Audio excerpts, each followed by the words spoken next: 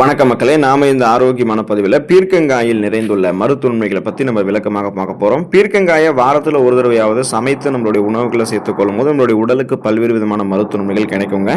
பீர்க்கங்காயில் இருக்கக்கூடிய பெப்டைட் மற்றும் அல்கலாய்டு அப்படின்ற அந்த இரண்டுமே இயற்கையான இன்சுலினாக நமக்கு செயல்படுது. ரத்தம் மற்றும் சிறுநீரில் இருக்கக்கூடிய சர்க்கரையினுடைய அளவை இது ரெண்டுமே கட்டுப்படுத்துங்க. இந்த நன்மைகள் மட்டுமே பீர்க்கங்காயில் இருக்குன்னு நினைச்சிக்காதீங்க. இன்னும் ஏராளமான மருத்துவ நன்மைகளை பீர்க்கங்காய் நமக்கு வழங்கும். அந்த நன்மைகளை என்னென்ன, அந்த நன்மைகளுக்கு காரணமாக இருக்கக்கூடிய ஊட்டச்சத்துக்கள் என்னென்ன அப்படின்றத விளக்கமாக பார்ப்போம். அதை பற்றி பார்க்கறதுக்கு முன்னாடி இந்த வீடியோவுக்கு மட்டும் ஒரு லைக் கொடுத்துட்டு இந்த தகவலை உங்களுக்கு தெரிஞ்சவங்களுக்கும் ஷேர் பண்ணிடுங்க. ஏன்னா இது அவங்களுக்கும் பயனுள்ளதாக இருக்கக்கூடிய ஒரு ஆரோக்கியமான பதிவு தான். இது போன்ற அப்டேட்ஸ்கள் நீங்கள் தொடர்ந்து பார்க்கறதுக்கு நம்மளுடைய ஹெல்த் நியூஸ் தமிழ் சேனலை மறக்காமல் சப்ஸ்கிரைப் பண்ணி வச்சுக்கோங்க. பக்கத்தில் இருக்கக்கூடிய பெல் பட்டனையும் கிளிக் பண்ணி ஆல் அப்படின்ற ஆப்ஷனையும் செட் பண்ணி வச்சுக்கிட்டீங்க அப்படின்னா நாங்கள் போடக்கூடிய எல்லா அப்டேட்ஸும் உங்களுக்கு நோட்டிஃபிகேஷன் அடிக்கடி வந்து சேரும். சரிவாங்க மக்களே, இப்போ வீடியோக்குள்ளே போயிடலாம். நம்முடைய உடல் எடையை எந்த விதமான பக்க விளைவுகளும் இல்லாமல் ஆரோக்கியமான முறையில் நம்ம குறைக்கிறதுக்கு பீர்க்கங்காயை அந்த டயட்டில் வந்து ஆட் பண்ணிக்கலாம். பீர்க்கங்காயில் ஏற்கனவே குறைந்த கலோரிகள் காணப்படுதுங்க. இதில் இருக்கக்கூடிய நார் சத்துக்கள் அதிக அளவில் காணப்படுவதால் கொழுப்பை சரியாக ஜீரணித்து உறிஞ்சக்கூடிய உணவு இழைகளால் பீர்க்கங்காய் நிரம்பி இருக்கு. மேலும் இதை நம்ம சாப்பிட்டோம் அப்படின்னா அந்த வயிறு நிரம்பிய எண்ணம் நமக்கு வரும். அதாவது நமக்கு உணவுகளையே சாப்பிட்டு முடிச்சு ஒரு ஃபுல்ஃபில்லாக நமக்கு வந்து இருக்கும். இதனால் அதிக கலோரிகள் நிறைந்திருக்கக்கூடிய பிற உணவுகளை நம்ம எடுத்துக்கொள்ள மாட்டோம். நொறுக்கு தீனிகளை வாங்கி சாப்பிட மாட்டோம். குப்பை உணவுகளை நம்ம தவிர்க்கிறதுக்கும் முயலுவோம். இதனாலேயே நம்மளுடைய உடல் எடை வந்து பார்த்தீங்கன்னா இன்னும் அதிகமாகிட்டே போகாது. அதை முதல்ல ஸ்டாப் பண்ணிடுவோம். பீர்க்கங்காயில் இருக்கக்கூடிய நார் சத்து ஏற்கனவே நம்மளுடைய உடலில் தேங்கிருக்கக்கூடிய அதிகப்படியான கொழுப்புகளை கரைத்து நமக்கு ஆற்றலாக மாற்றி கொடுக்கும். அதாவது கொலஸ்ட்ரால்ஸை வந்து எனர்ஜியாக கன்வெர்ட் பண்ணி எரிச்சிடும். இதனால தொப்பை, அதிகப்படியான கொழுப்பு படிவுகள் என எதுவுமே இருக்காது. கட்டுக்கோப்பான உடலமைப்பை நம்ம பெறலாம். அதுக்காக தான் அந்த பக்க விளைவுகளே இல்லாமல் வெயிட் லாஸ் பண்ணுறதுக்கு, பசியை கண்ட்ரோல் பண்ணி வெயிட் லாஸ் பண்ணுறதுக்கெல்லாம் பீர்க்கங்காய் நம்மளுடைய உணவுகளை சேர்த்துக்கலாம். ரத்தத்தில் இருக்கக்கூடிய சர்க்கரையினுடைய அளவை கட்டுப்படுத்திக்கிறதுக்கு பீர்க்கங்காய் எடுத்துக்கலாம். ரத்த சர்க்கரையினுடைய அளவை கட்டுப்பாட்டுக்குள்ள வைக்கிறதுக்கு பீர்க்கங்காய் ஹெல்ப் பண்ணும். பீர்க்கங்காயில் இருக்கக்கூடிய பெப்டைடுகள் மற்றும் அல்கலாய்டுகள் இருக்குங்க இல்லையா, ஸோ முன்னாடியே சொன்ன மாதிரி இது வந்து வளர்ச்சிதை மாற்றத்தை உங்களுக்கு வந்து துரிதப்படுத்தும். இது நமது ரத்த சர்க்கரை மற்றும் இன்சுலின் உற்பத்தியை வந்து கட்டுப்படுத்துங்க. இது உடல்ல வந்து சர்க்கரையை முறையாக சுரக்கிறதுக்கும் சர்க்கரையை முறையாக உறிஞ்சுவதற்குமே ஹெல்ப் பண்ணும்.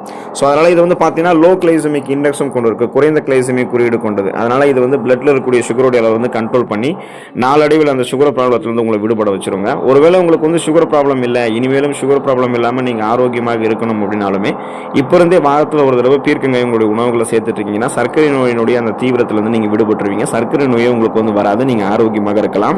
நோய் எதிர்ப்பு சக்தியை அதிகரிக்கக்கூடியது நாம் எடுத்துக்கொள்ளக்கூடிய பீர்க்கங்காய். கண் தொற்று, கல்லீரல் தொற்று அல்லது வயிற்று தொற்று போன்றவையெல்லாம் நமக்கு வந்து அடிக்கடி ஏற்படுங்க. இதுக்கு மிக முக்கியமான காரணம் என்னன்னா நம்முடைய நோய் எதிர்ப்பு சக்தி ரொம்ப பலவீனமாக இருக்கிறதால தான் இந்த மாதிரி எல்லாம் ஏற்படுது. அப்பதான் புதுசாக ஒரு கிருமி வந்து நம்மளுடைய தாக்கி இந்த தொற்றுகள் எல்லாம் ஏற்படுத்தும்.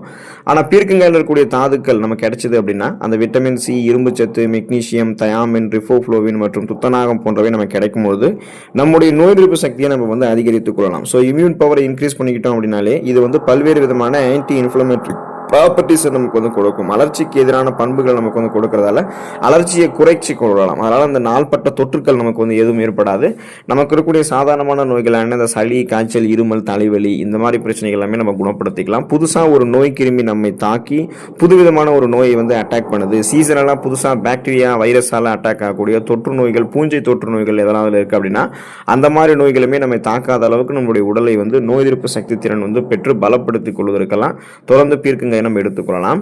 அனிமியா என்று சொல்லக்கூடிய ரத்த சோகை நோய், இந்த நோயை வந்து குணப்படுத்தி மீண்டும் வராமல் தடுக்கிறதுக்கு வந்து நம்ம தொடர்ந்து பீர்க்கங்காய் வந்து எடுத்துக்கொள்ளணும். இப்போ பார்த்தீங்கன்னா இரும்புச்சத்து குறைபாட்டால தான் இந்த அனிமியா என்று சொல்லக்கூடிய நோயை ஏற்படும். இரும்புச்சத்து குறையும் போது ரத்த சிகப்பணுக்களினுடைய எண்ணிக்கை வந்து குறையும். ரத்த சிகப்பணுக்கள் குறையும் பொழுது அதில் இருக்கக்கூடிய ஹீமோகுளோபினுடைய எண்ணிக்கை கவுண்ட் வந்து குறைய ஆரம்பிக்கும். இப்போ ஹீமோகுளோபின் தான் நமக்கு வந்து ஆக்சிஜன் சப்ளைவே மேற்கொள்ளுது நம்மளுடைய உடல் எங்கும். அதனால தான் நம்மளுடைய உடல் வந்து சுறுசுறுப்பாக, ரெஃப்ரெஷ்மெண்ட்டாக, புத்துணர்ச்சியாக செயல்படுது. ஸோ இப்படிப்பட்ட ஹீமோகுளோபின் வந்து குறையும் பொழுது நமக்கு மயக்கம், தலைவலி, உடல் சோர்வு, வாந்தி, குமட்டல் இந்த மாதிரி இருக்கும். இன்னும் பார்த்தீங்கன்னா உடல் வலி இருக்கும், உடல் பலவீனமாக இருக்கும், உடல் வந்து சோர்வாக இருக்கும், அதுக்கு மேலே கவனமின்மை ப்ராப்ளம் எல்லாம் இருக்கும். ஸோ இது எல்லாமே அந்த இரும்பு சத்து குறைவதால் தான் நமக்கு வந்து ஏற்படுது. அப்போ வளமான அளவில் இரும்பு சத்து இருக்கக்கூடிய இந்த பீர்க்கங்காய் எடுத்துக்கொள்ளும் போது நமக்கு இந்த மாதிரி அறிகுறிகள் எதுவுமே தென்படாது. போதுமான அளவுக்கு ரத்த சிகப்பணுக்கள் நம்முடைய ரத்தத்தில் வந்துடும். ஸோ ரத்த சிகப்பணுக்கள் அந்த ரத்த புரதமான ஹீமோகுளோபின் மூலம் ஆக்சிஜனை வந்து நமக்கு கண்ட்ரோல் பண்ணி ஆக்சிஜன் நம்மளுடைய உடல் எங்கும் வந்து பார்த்தீங்கன்னா சப்ளை பண்ணுங்க.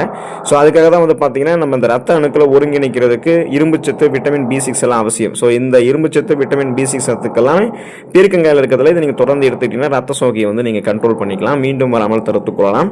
சருமத்தில் இருக்கக்கூடிய பளபளப்பை இன்னும் மேம்படுத்திக் கொள்வதற்கு அல்லது அந்த டல்லாக இருக்கக்கூடிய சருமத்தை வந்து பாதுகாத்து சருமம் சார்ந்த பிரச்சனைகள் இருந்து நீக்குவதற்கெல்லாம் தொடர்ந்து நம்ம பீர்க்கங்காய் எடுத்துக்கலாம்.